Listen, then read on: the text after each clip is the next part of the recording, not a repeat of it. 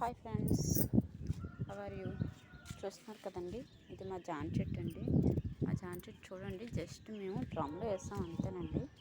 చూడండి ఎంత బాగా గ్రో అయిందో. ఇప్పుడు దీనికి కాయలు కూడా కాస్తున్నాయండి. చూడండి, ఫస్ట్ వచ్చిన కాయ అయితే ఇదేనండి. ఫస్ట్ వచ్చిన కాయ చూస్తున్నారు కదండి, ఇవన్నీ కాయలేనండి.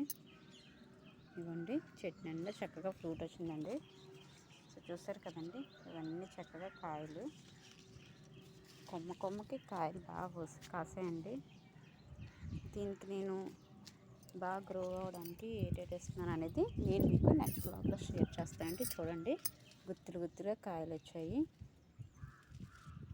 జస్ట్ మేము డ్రమ్లో వేస్తామండి అంతేనండి. చూడండి, కొంచెం చిన్న డ్రమ్ అండి, మరి పెద్దది కాదు మరి చిన్నది కాదు, మీడియం సైజులో వేసామండి. ఎంత బాగా గ్రో అయిందో చూడండి. దీనికి ఎటువంటి పోషకాలు అందిస్తే ఎంత బాగా గ్రో అవుతుందో. హోమ్మేడ్వేనండి, మేము బయట మందులు ఏమి వాడం.